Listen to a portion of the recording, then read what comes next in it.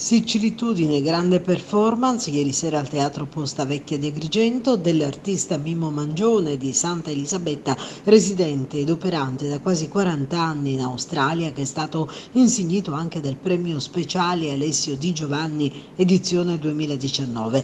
Una tournée con tappe catanesi e palermitane insieme al gruppo Oidipnoi, in cui Mangione racconta la sua visione della storia alla Sicilia dei migranti italiani, rimasta con struggimento nel loro cuore, un inedito Shakespeare e tanti altri, con un fil rouge che lega tutto, che è Pirandello. Poi grandi temi hanno espresso la capacità di un artista eclettico e polivalente.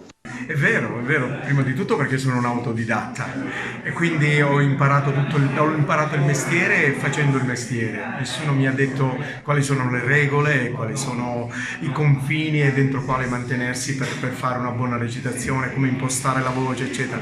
L'ho imparato dal palcoscenico, facendo esperienza giorno dopo giorno, facendo un sacco di errori, ne faccio tanti, anche stasera ne ho fatti tantissimi errori. Ed è bello che ho imparato a parlare e a raccontare anche le mie storie personali attraverso le parole dei grandi autori quali Shakespeare, Goldoni, Pirandello, De Filippo, Molière, eccetera. Ed è la cosa più bella, è quella di andare su un palcoscenico e raccontare la storia del personaggio, senza preoccuparsi tanto delle apparenze estetiche, eccetera, eccetera. Questo è il mio grande piacere, raccontare. Mimmo Mangione vive in Australia. Come risponde l'Australia alle sue produzioni di teatro? Beh, sempre in maniera curiosa, sempre in maniera curiosa perché faccio sempre delle cose strane, anche quando faccio Shakespeare o anche quando faccio Pirandello.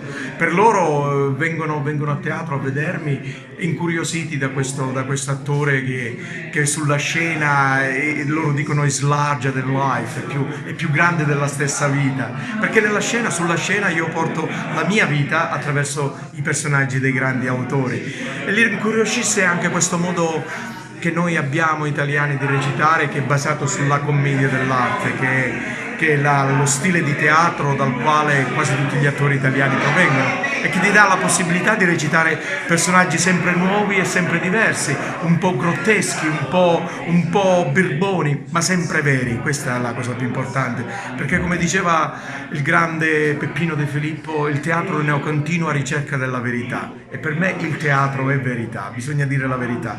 Quando un attore dice una bugia io mi accorgo subito, sta recitando malissimo, ma un attore che ti dà la possibilità di credere nelle sue verità è un attore che ha fatto bene il suo lavoro. Ecco.